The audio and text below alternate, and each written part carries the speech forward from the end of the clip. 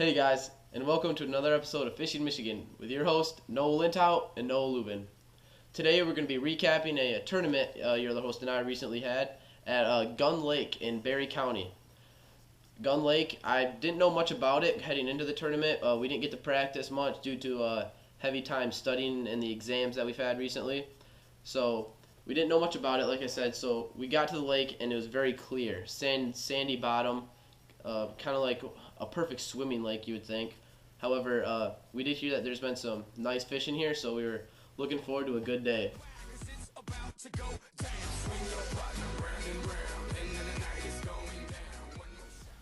So to start off our day, Noah and I headed south down to a big rock pile that we saw on one of the maps we were looking at in search for some smallmouth. However, when we did get there, we were catching both largemouth and smallmouth. It was kind of a rocks, and then there was a sand, like a sand line in between the two, and then we had some weeds, so we were getting both largemouth and smallmouth. However, we didn't pick up much keepers. We did pick up a lot of short fish, as you'll see in the film right now, as well as some decent fish. Noah did pick up a 13.5-inch smallmouth, so that was a little sad. That wasn't quite at the 14-inch mark, but I did manage to pick up one keeper largemouth, so let's check that out. Got him. Oh yeah. Yeah. Might want to get to that. Folks at home, Ike here. Have you ever felt down and out? Have you ever felt like your back's against the ropes? He's got a small following. The obstacles are too big. The pressure's too great. He's got a small Well, I'm here to tell you one thing. Remember this always. Never give up. Never give up, no matter how heavy the weight is, you better lift up, rise above it, cause eventually the competition comes to get ya. So let the wind come, I never been one to quit, head on, I'll scream into the storm. Never give up, if you ever live up to your... Okay, So as we continued to fish that rock pile, it was starting to slow down a little bit, so we headed back up to where we started, kind of by the launch area.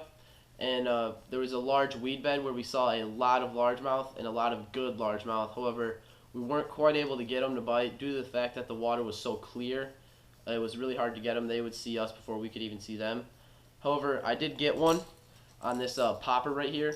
I believe it's some Bass Pro Shops. I think I got it for like a couple of bucks in the bin, but it sure worked. It's got that loud rattle, so it could really call in those fish. So that was always fun to catch them on the top water. Let's take a look at that right now. Expectations you set them to roll. Don't let me catch you guessing the second you question you're done. If you do it, if you never give up. 72, a kid was born 2 years later with a piece of corn on the bank of a river trying to hook him round. Angler forever since he pulled him out at the Poconos on a family trip.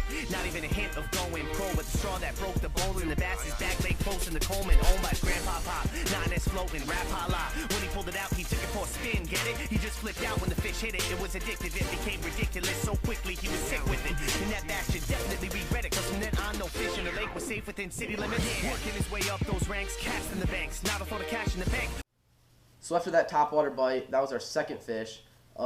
We really struggled to get any more. We were running and gunning all over the place, looking for spots, and we did manage to find 3 nice spots.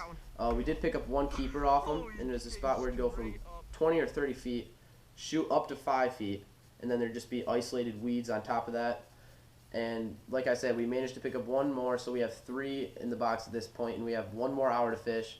So the pressure's starting to settle on, and we shoot up north, where I started throwing a live target frog, and your other host, Noah, started throwing a 7-inch zoom trickworm.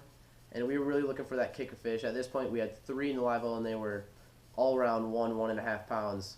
And we weren't quite satisfied with that. So that didn't really work out up north. We started heading back down to the launch with about 10 minutes left. We fished an island, and 5 minutes to go. Time's ticking down. Noah hooks into a nice keeper, so let's show that one right now. We were stoked.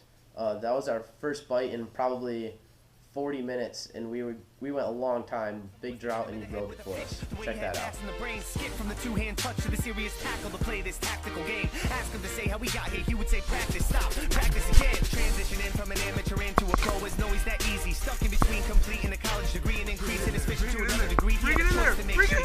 The mountain was big and the pressure was hard to believe. All he can do is sit the moment between all hoping, giving up on your dreams. Never give up, no matter how heavy the weight is, you better lift up. Rise above it, 'cause eventually the competition.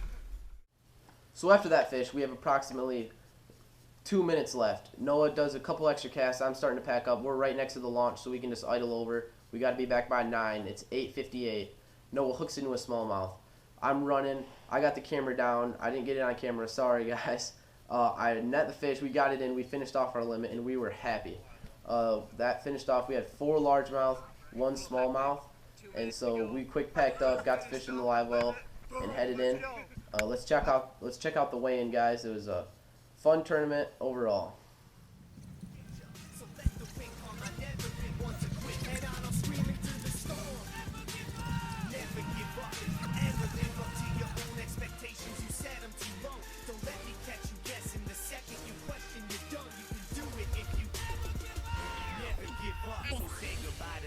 Life and hello to the bass fishing world. He put everything that he had on the line. Let's just say he was so for real. Some thought his overreaction to catching fish was kinda overkill. Breakdancing in the bow with the boat when the only dance that they'd known was Bill. Add that to the flat brim cap and the lack of the classic bass fishing accent match with the tats, put a flag in his back of the classic. Caught flag from fanatics, adding a marriage collapse to the madness. Cap with a pattern of bad days of practice. Yeah, what you had was an angler hanging by 2-pound test, a hair away from snapping. The old adage, life is 10% of what happened.